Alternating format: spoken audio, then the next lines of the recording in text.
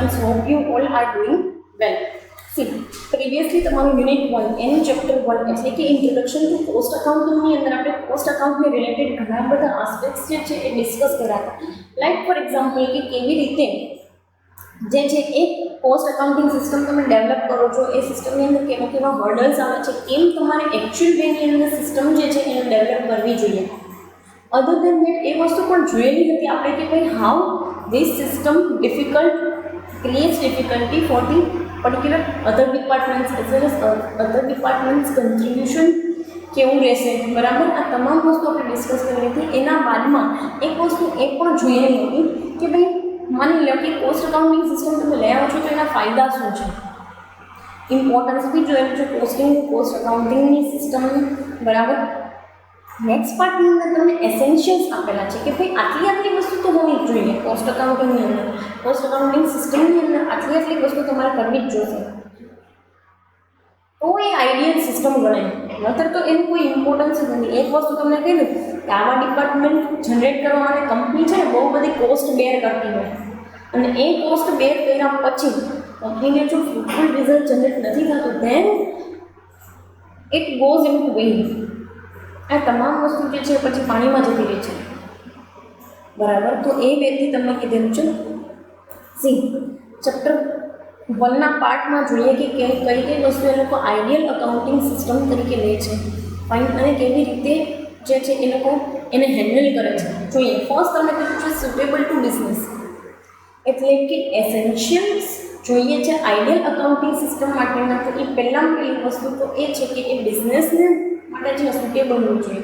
તો તમારો business unit કોસ્ટિંગવાળો છે, કે તમે પર યુનિટ જે છે એ કોસ્ટિંગ મેઝર કરવાનો તમારો બિઝનેસ છે, અને પછી સિસ્ટમ તમે એવી ક્રિએટ કરી નાખો છો ભૂલની અંદર કે જેમાં પ્રોસેસ કોસ્ટિંગ આવે છે. Now what you will do and how you will handle this problem? So this is the thing કે બિઝનેસ માટે જે છે ને એ તમારી સિસ્ટમ સુટેબલ હોવું જોઈએ.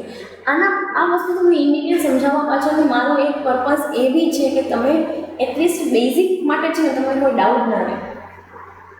Fine. So do not rush for the things or rush for particularly different kind of things કે ભાઈ આ આમ છે મેડમ, આ આવી રીતે છે, કેમ અમને આમાં કર્યું છે. તમને તમારા કોર્સ કન્ટેન્ટ કઈ છે એ તમે પોઈન્ટ્સ ડિસ્કસ એટલા માટે જ કરાવું છું, and that two in detail, બરાબર. એ પણ એવી ભાષામાં કે જે તમને ઇઝીનેસની અંદર સમજાઈ જાય. So no any kind of rocket science. Fine. First તમને કહે છે સુટેબલ ટુ બિઝનેસ. બિઝનેસ જે છે ને એને સુટેબલ હોવું જોઈએ, એટલે કે બિઝનેસ માટે મેં તમને વાત કરી એમ પર્ટિક્યુલરલી એને શૂટ કરવું જોઈએ ને. સિસ્ટમ તો એવી હોવી જોઈએ કે આપણો બિઝનેસ એવો છે કે ભાઈ પ્રોપરાઇટરશિપ છે તો ખાલી એક યુનિટ કોસ્ટિંગ પ્રોસેસ કોસ્ટિંગની વાત નથી કરતી, પણ પ્રોપરાઇટરશિપને રિલેટેડ હોય તો એ પ્રમાણે તમારું કોસ્ટ સિસ્ટમ હોય, પાર્ટનરશિપને રિલેટેડ હોય તો એ પ્રમાણે. પછી એ જોવાનું છે ને કે તમે જે કાંઈ પણ મેન્યુફેક્ચર કરો છો એનો રો મટીરિયલ ક્યાંથી આવે છે. તો એ બધી વસ્તુ જે છે એ પર્ટિક્યુલર તમારો બિઝનેસ કેવો છે ને એને સુટેબલ હોવું જોઈએ. તો તમારી કોસ્ટ એકાઉન્ટિંગની સિસ્ટમ જે છે એ આઈડિયલ સિસ્ટમ ગણે. નેક્સ્ટ તમને કીધું છે ઇકોનોમિકલ, એટલે રિઝનેબલ હોવું જોઈએ, કોસ્ટલી ના હોવું જોઈએ. પ્રિવિયસલી આપણે કઈ વસ્તુ જોઈએ તે તો સી આની અંદર તમને કીધું છે કે ઇન્વોલ્વ્સ હેવી ઇન્વેન્ટરી કોસ્ટ. તો બહુ છે ને એવી ના હોવી જોઈએ કે ભાઈ તમને એકદમ એટલી બધી કોસ્ટ લાગી કે તમને સમગ્ર ડિપાર્ટમેન્ટ જે છે કોસ્ટ જે છે કોઈ પ્રોડક્ટને લાગે એના કરતાં ડિપાર્ટમેન્ટ તમને મોંઘો પડે, ડિપાર્ટમેન્ટને મેનેજ કરવાનો મોંઘો પડે. એક વસ્તુ સમજી લે, તમે અત્યાર સુધી ઇકોનોમિકલ જે વસ્તુ ભણ્યા છો મેં તમને પ્રિવિયસલી કંઈ સમજાવેલું છે, ફરી પાછું સમજાવું છું. ઇકોનોમિકલનો મતલબ ક્યારેય સસ્તું નથી હોતું. ઇકોનોમિકલ એટલે સસ્તું નહીં, ઇકોનોમિકલ એટલે રિઝનેબલ. એવી વસ્તુ કે જે વસ્તુ માટે તમને એ પ્રાઇસ દેવા છે ને પોસાય. એટલે કોઈ વસ્તુ છે એ 20ની છે, 25ની છે, 30ની છે, 30થી વધારે એની કિંમત ના હોવી જોઈએ. તો 30 is the limit and it's economical. પછી 30 રૂપિયાની વસ્તુ 50 રૂપિયાની 60 રૂપિયાની હોય તો એનો કોઈ પર્પઝ નથી. સો દેટ ઇઝ ધી થિંગ કે ભાઈ ઇકોનોમિકલ સિસ્ટમ હોવી જોઈએ. નેક્સ્ટ તમને કહે છે સિમ્પ્લિસિટી. સિસ્ટમ છે ને એની અંદર તમે બહુ જાજા લોકોને એટલા બધા લોકોને ઇન્વોલ્વ ના કરો કે તમારી સિસ્ટમ આખી કોમ્પ્લેક્સ થઈ જાય. વાય શું તો કે કોમ્પ્લેક્સ સિસ્ટમની અંદર છે ને પછી કામ કરવું બહુ અઘરું પડી જાય. આજે તમે છો, તમે એક ક્લાસરૂમની અંદર 30-40 જણા છો, દેટ ઇઝ કમ્પ્લીટલી ઓકે. પણ પછી એક ક્લાસની અંદર 90 જણા હોય તો સિસ્ટમ કોમ્પ્લેક્સ થઈ જાય ને મારા માટે. How to deal with the 90 different people at a time, because it is easy to deal with the 45 people or 40 people, and that too with the different ideas. બરાબર. તો સિમ્પ્લિસિટી હોવી બહુ જરૂરી છે, સિમ્પલ મેનરની અંદર હોવું જરૂરી છે કે જેથી કરીને તમે જે છે એ કમિંગ જે કાંઈ પણ ડેટા જે છે અથવા તો કમિંગ જે કાંઈ પણ સિચ્યુએશનની અંદર કોસ્ટ જે આપણે ડિસાઇડ કરવાની છે એમાં ઇઝીનેસ રહે. નેક્સ્ટ તમે કહે છે અક્યુરેસી એન્ડ ટાઈમલીનેસ. તમે વિચાર્યું છે કે ભાઈ આવતા વર્ષ સુધીમાં આપણે એક નવો પ્રોજેક્ટ લોન્ચ કરવો છે અને એનું કોસ્ટિંગ ને એનું એસ્ટિમેટ કાઢવું છે કે ભાઈ, અથવા તો એક વર્ષ માટેનું આપણે ટેન્ડર પ્રાઇસ જોઈએ છે કે ટેન્ડર કોન્ટ્રાક્ટ જોઈએ છે કે એનું એસ્ટિમેટ કાઢવું છે. તો આવી બધી વસ્તુની અંદર તમારે અક્યુરેસી હોવી છે બહુ જરૂરી છે, ચોક્કસતા પણ અને સમયસર. ટાઈમલીનેસ, કેમ કે અક્યુરેટ નથી ને ટાઈમ બેઝ નથી તો પછી તમારા વર્કનો કોઈ ઇમ્પોર્ટન્સ નથી, તમારા કામનું કોઈ ઇમ્પોર્ટન્સ નથી. શું કામ? એક વસ્તુ તમે સમજી લો કે આ વસ્તુમાં અક્યુરેસી શું કામ આટલી ઇમ્પોર્ટન્ટ છે, why they are asking for accuracy parameter. કારણ કે સીધી વસ્તુ છે, એક વખત તમે આ વસ્તુની અંદર ફેલ ગયા ને, તમારી પાસે સ્કોપ નથી ને સુધારવાનો. You don't have any scope to just resemble it. બરાબર, તમારી પાસે કોઈ સ્કોપ નથી એને સુધારવાનો. નેક્સ્ટ તમને કહે છે ફ્લેક્સિબલ. એક સિસ્ટમ છે ને એ ફ્લેક્સિબલ હોય તો તમને કામ કરવાની મજા આવે. ફ્લેક્સિબલ એટલે કેવું કે તમે જે છે એ અલગ અલગ ટાઈમ પીરિયડ પ્રમાણે તમે ચેન્જ થઈ શકવા જોઈએ, ડાયનેમિક હોવા જોઈએ. બહુ જરૂરી છે. અને ખાલી આ કોસ્ટ એકાઉન્ટિંગ સિસ્ટમમાં જ નહીં, બટ આમ બી તમે બિઝનેસની પ્રોસેસ છે ને જેટલી તમે રિજિડ રાખો ને, જેટલી તમે જકડાયેલી રાખો ને, એટલું જ તમને છે ને નુકસાન વધારે થાય. બટ જેટલી ફ્લેક્સિબલ હોય ને એટલી કામ કરવાની લોકોને મજા આવે. બરાબર. તો ફ્લેક્સિબલ સિસ્ટમની વાત કરે છે. નેક્સ્ટ તમે કહે છે રિકન્સિલિએબલ. It must be રિકન્સિલિએબલ. એવી કોસ્ટ એકાઉન્ટિંગ સિસ્ટમ બનાવો કે જેને તમે ફાઇનાન્શિયલ સ્ટેટમેન્ટ સાથે કમ્પેર કરી શકો ઇઝી વેની અંદર. તમારું સેકન્ડ યુનિટ જે છે એ જ છે રિકન્સિલિએશન, જેના ઉપર આપણે વાત કરીશું આગળ. બટ રિકન્સિલિએશનનો સીધો સાધો મિનિંગ એવો છે કે તમે રિકન્સિડર કરી શકો એ વસ્તુને. એટલે કે એક કોસ્ટ સ્ટેટમેન્ટ છે ને એક ફાઇનાન્શિયલ સ્ટેટમેન્ટ છે, બંનેને તમે એવા વેની અંદર કમ્પેર કરી શકો કે જેથી કરીને તમને ઇઝીનેસ રહે. બરાબર. So that is the thing કે it must be your system or your systems outcome must be reconcilable. Fine. Next તમે કહે છે cooperation of the department. See આ વસ્તુ બહુ નીડેડ છે. જ્યાં સુધી બીજા ડિપાર્ટમેન્ટ્સ કોઓપરેટ નહીં કરે ત્યાં સુધી તમારી પાસે ડેટા જ કલેક્ટેડ નહીં રહે. ડેટા કલેક્ટેડ નથી તો how you will solve those coming problems. કેવી રીતે તમે કમિંગ પ્રોબ્લેમ્સને સોલ્વ કરી શકો?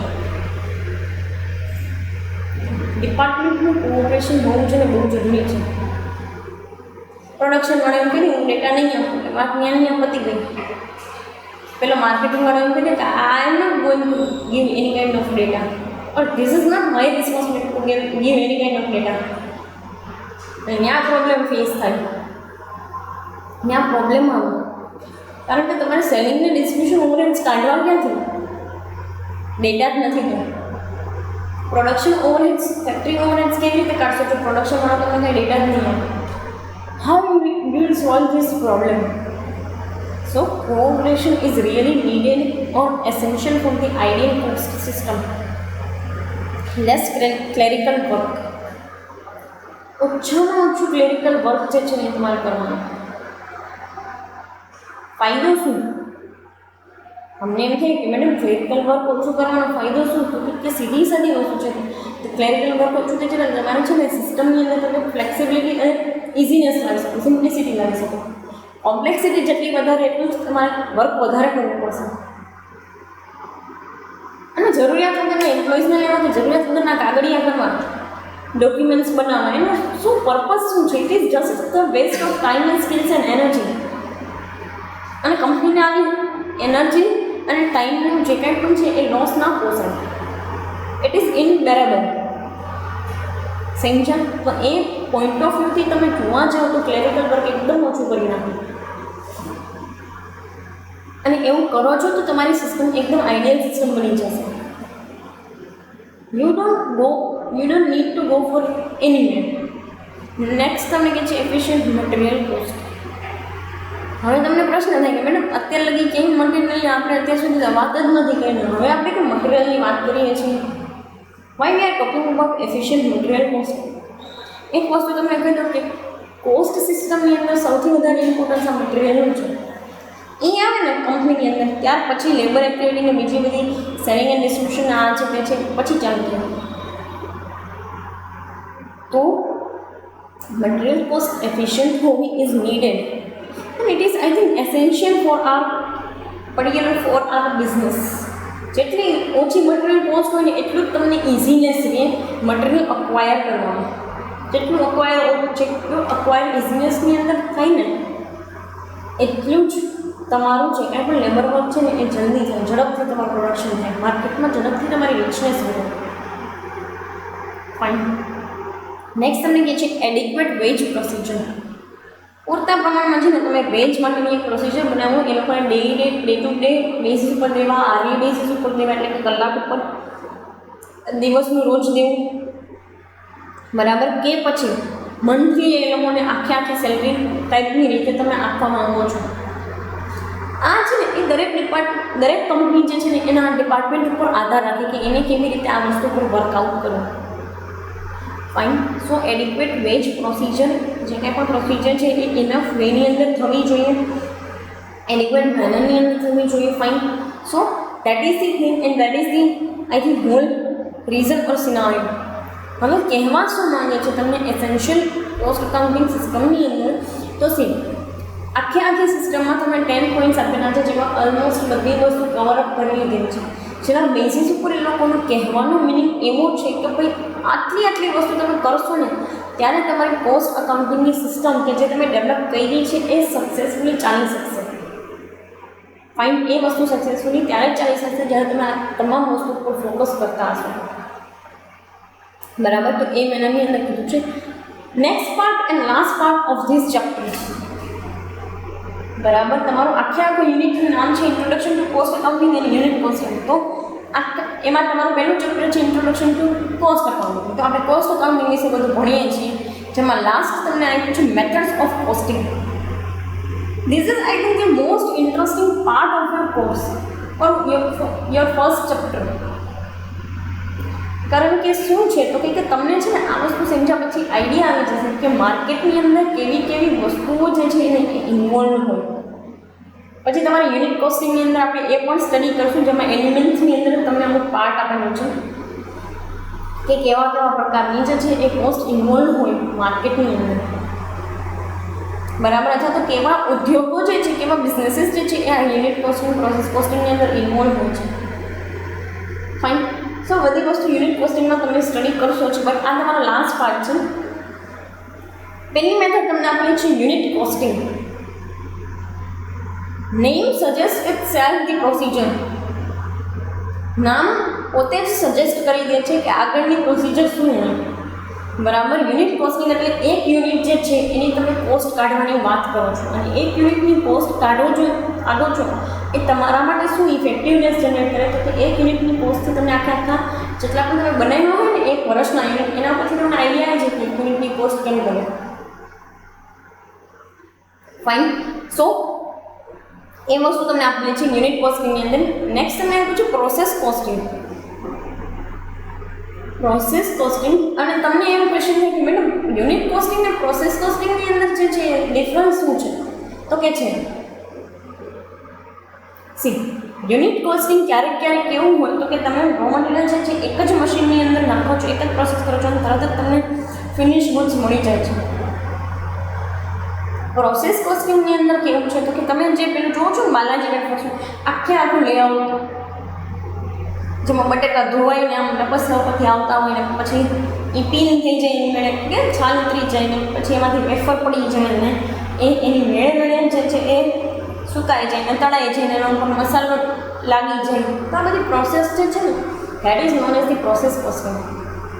કારણ કે એક પ્રોસેસમાંથી બીજી પ્રોસેસમાં તમારે રો મટીરિયલને જવા દેવું પડે છે, પછી ત્રીજી પ્રોસેસ, પછી ચોથી પ્રોસેસ, પાંચમી, છઠ્ઠી, ઘણી કંપનીની અંદર તો 10 ટાઈપની પ્રોસેસ હોય.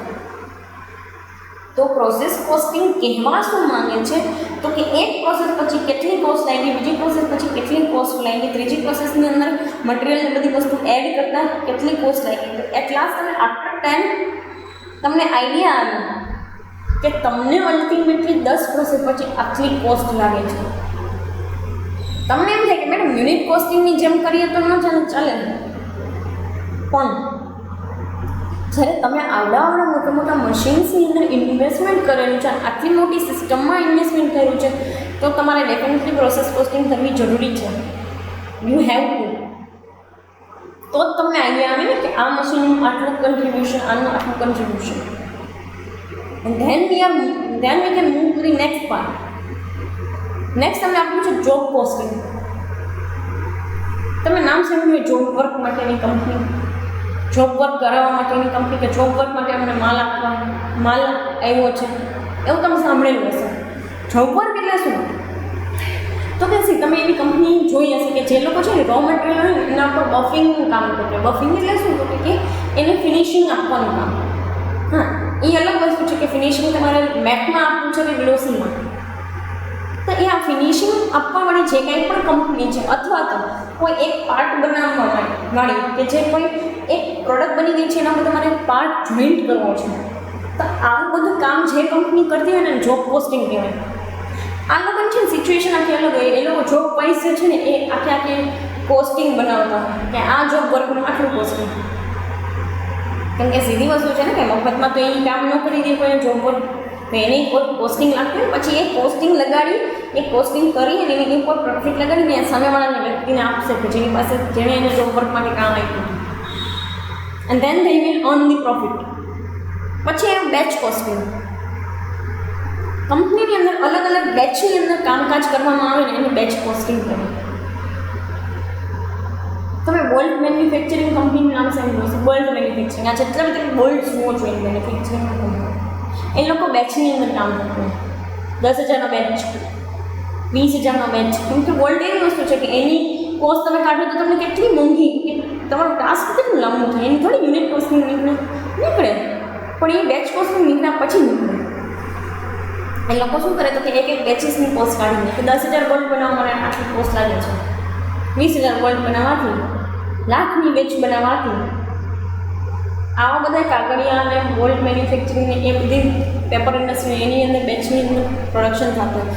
નેક્સ્ટ તમને આપ્યું છે કોન્ટ્રાક્ટ કોસ્ટિંગ. જ્યારે બી કોઈ બી પાર્ટી એક કોન્ટ્રાક્ટમાં જોડાયેલી હોય અને એ કામ કરવા માટેનું જે કોસ્ટ શીટ બનાવવામાં આવે ને કોન્ટ્રાક્ટ માટેનું, એને કોન્ટ્રાક્ટ કોસ્ટિંગ કહેવાય છે. કાંઈ રોકેટ સાયન્સ નથી. બે કંપની, આજે હું તમારી કંપની છે અને હું મારી કંપની છે, આપણે બે કોન્ટ્રાક્ટમાં જોડાઈએ છીએ, એમ કહીએ છીએ કે 5 મહિના સુધી તમારા મારું કામ કરી દેવાનું છે. તો એ 5 મહિના સુધી હું જે કોસ્ટ શીટ બનાવું છું that is known as the contract costing. That's it. Next part તમને આપ્યું છે ઓપરેટિંગ કોસ્ટિંગ. હા, this is something different. Operating costing એટલે શું? તો કે કોઈ પણ વસ્તુ અને કોઈ પણ ઓપરેશન્સ માટે પર્ટિક્યુલરલી એક જે ગોલ છે ને, એક માઇન્ડ હોય કે આટલા અચીવ કરવા છે, કે આટલું પ્રોડક્શન અચીવ કરવું છે, એના માટે તમે જે કોસ્ટ લાગે એને ઓપરેટિંગ કોસ્ટિંગ. ઓપરેટિંગ કોસ્ટિંગ છે ને ઓલમોસ્ટ જોવા જાય તો બધી કંપનીને લાગતી જ હોય, કારણ કે બધા લોકો એક ગોલ સાથે કામકાજ કરતા હોય. ફાઇન. ફરી પાછું યુનિટની અંદર બી આપણે ઓપરેટિંગને જોશું, how they go with us. અહીંયા તમારું આખું જ યુનિટ 1 એનું ચેપ્ટર 1 જે છે ને એ કમ્પ્લીટ થાય છે. ચેપ્ટર 2 તમારું યુનિટ કોસ્ટિંગ છે, બરાબર? એટલે કે યુનિટ 1નું ચેપ્ટર 2 યુનિટ કોસ્ટિંગ. એની અંદર તમારે એક જે છે એ પર્ટિક્યુલર આપણે દરેક મેથડના એક ઇલસ્ટ્રેશન, એક સમ કરો. ફાઇન. 3 મેથડ્સ છે, 3 ઇલસ્ટ્રેશન અને 3 સમ. then your unit costing will be over. Fine. So further discussion આપણે યુનિટ કોસ્ટિંગમાં કરશું. અત્યારે અહીંયા સુધી રાખીએ. Thank you so much.